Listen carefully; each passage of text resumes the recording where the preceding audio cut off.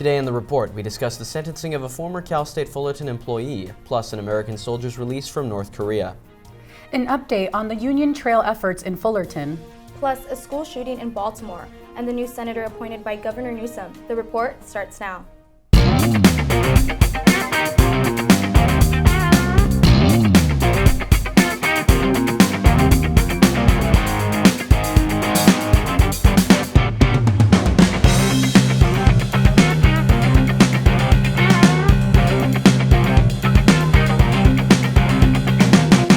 Hello, I'm Lena Naranjo. I'm Noah Sakadas. And I'm Jasmine Alvarez. Don't forget to follow us on our Titan TV Instagram at Titan TV CSUF to keep in touch with us and view our latest content. A former Cal State Fullerton employee has received a life sentence for the August 2019 murder of his former employer.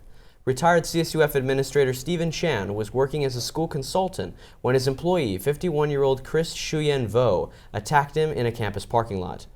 Vo reportedly stabbed the victim over 30 times before fleeing the scene.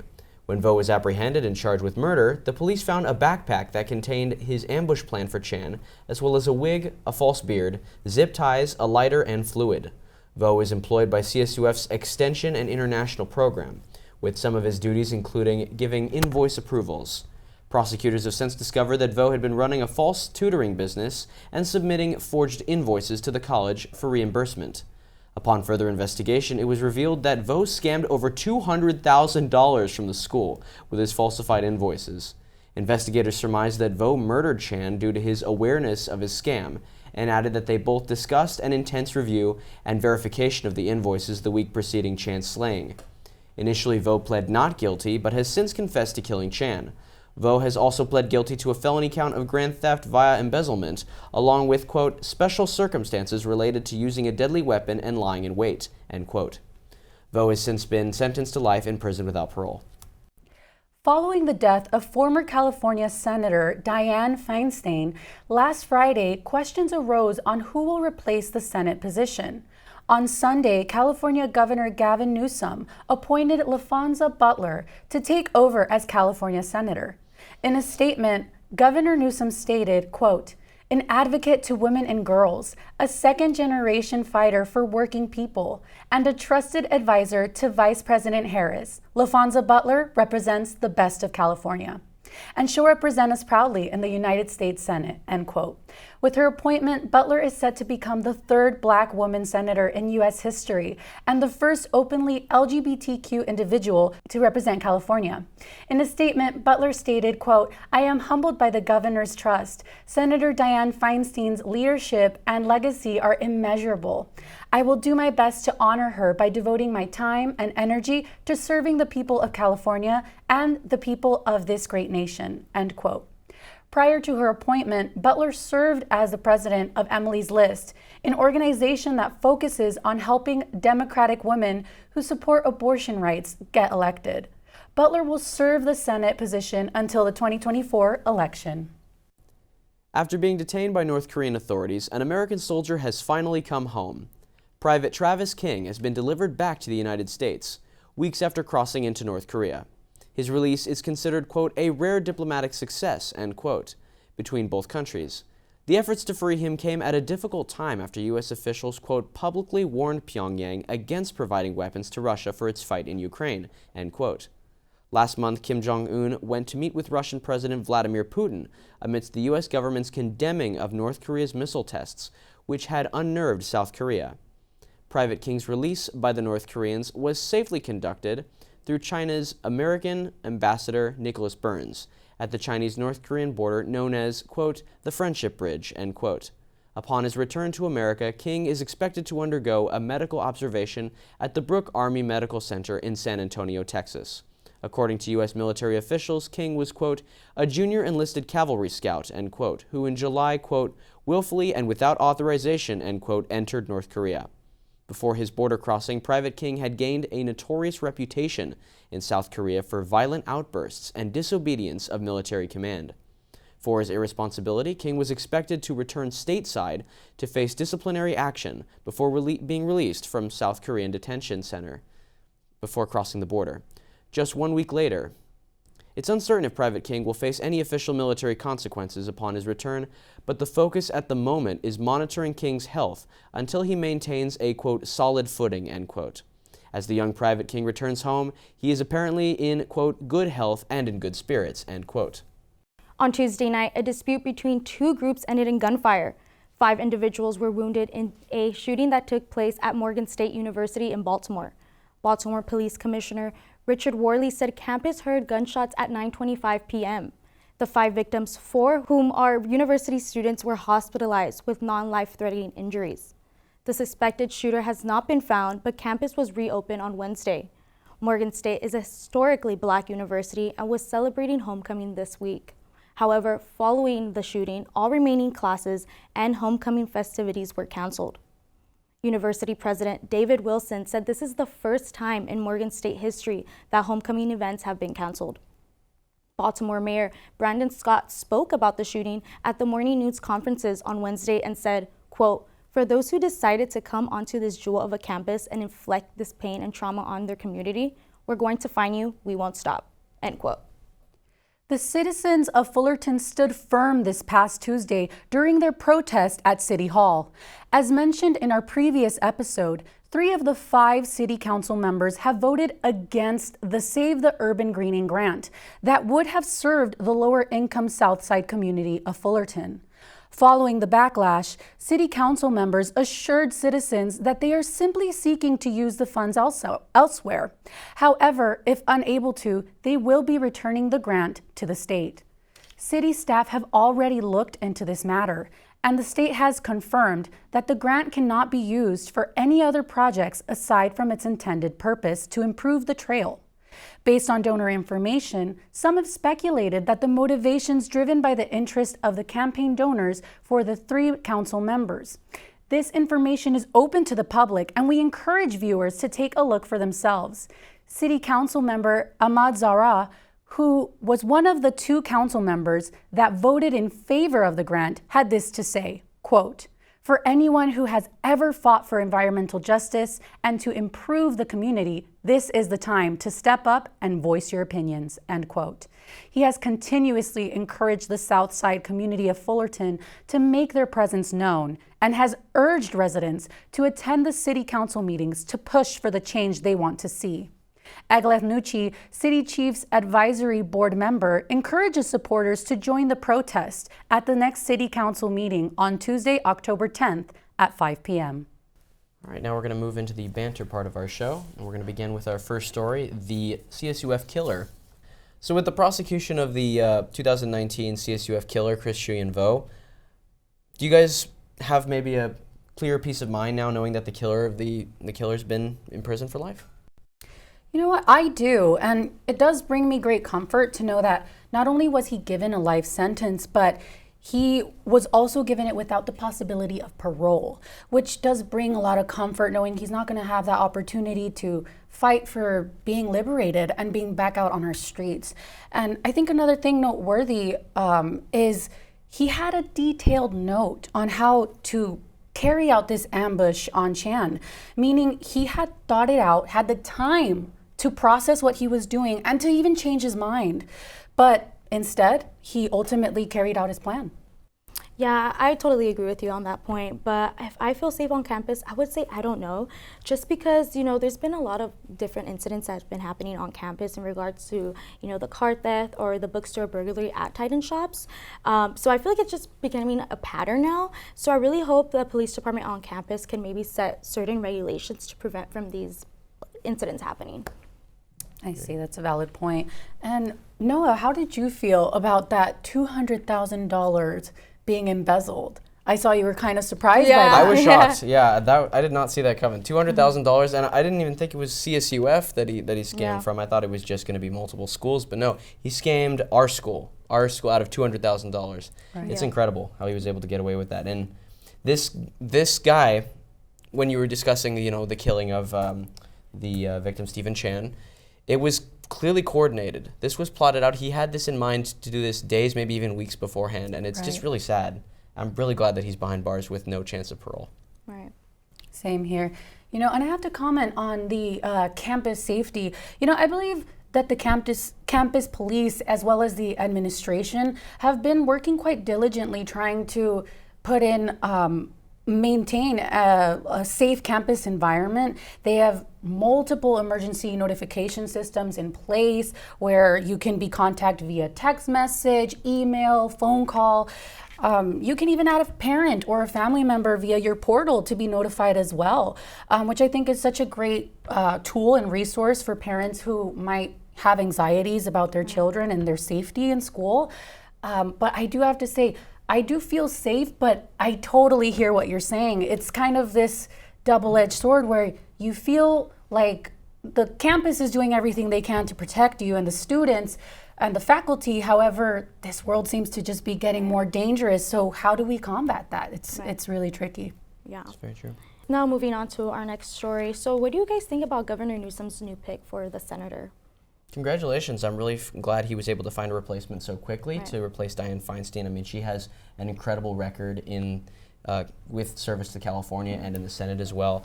And I'm just really excited for this new candidate. I really hope she is able to kind of not replace, but kind of take over a mantle that was once so highly regarded. You know, congratulations to her. What do you think, Jasmine? Well said. I'm excited, actually. I think it's great to see more diversity entering the Senate. I think she comes from an excellent background and, you know, working for Emily's List, she's worked for political campaigns and leading strategies for multiple companies, leaders, organizations. So I truly think she has great expertise in how to advocate for Californians, which is truly what we want to see, right? And she has experience advocating and fighting for rights of all of those who fall under her care. For example, when she worked for the CEIU local in 2015, one of the largest unions in California, I have no doubt that she's going to be able to advocate for Californians in Washington, D.C. She's going to do great. I'm kind of to add on to what you said. I think she'd be a great fit for the Senate. Like you said, she's very involved. I mean, when she started her career, she was a union organizer for janitors, nurses, and in-home caregivers. She also led the fight for the $15 minimum wage in California. So through all these things that she's been doing, she's really fighting for better representation, and I feel like that's what the people need. So I think she'd be a great fit for the Senate. Well said. Agreed. I agree. Moving on to the third story, the defection of the U.S. soldier that's being returned to America. Do you guys think that Private Travis King should be punished then for his crimes that he's committed? I mean, I would say no, just because I saw a news outlet that shared that how Travis's mother mentioned that he actually lost his son in late February. So she actually said, quote, reckless, he became, quote, reckless and crazy through this situation. And again, he was detained in North Korea, so we also don't know how they were treating him over there or what he had gone through. So I think he might need some mental assistance just with everything that he had been going through. So I would say no, I just think he needs some mental help. I hear you concerning the private, and then, you know, mental health is a very serious concern, especially with servicemen in the military. However, I don't know if that excuses his actions in South Korea. In fall of 2022, he was known for getting into verbal and then physical arguments with local residents, and he even abused and beat a South Korean man in fall of that year. I mean, I understand perfectly that there are underlying issues with everybody, but it doesn't excuse violence amongst others, I think. Right. Agreed. I see both points to both of your arguments, and I think they're both very valid points. You know, mental health is something that definitely shouldn't excuse, like you had brought up, violent outbursts and these things. We have so many resources, and sure, granted, there could obviously be more, but there definitely are some resources where he could have reached out for help if he saw that he was struggling and removed himself before it escalated. Obviously, with the passing of his son, it's terrible news, but there are grief counseling and resources that he could have reached out to. And I do think, you know, as well, I have to agree with Noah. I think that he should be punished for any crimes committed. You know, unfortunately, our actions have consequences. And these are things that, as a nation, we need to learn, I feel. Why do you think then he crossed into North Korean lines without permission? You know, that's a great question. And I've actually been wondering a lot about that, you know, especially with those outbursts that you had mentioned previously. it already is starting to show this combative behavior, right?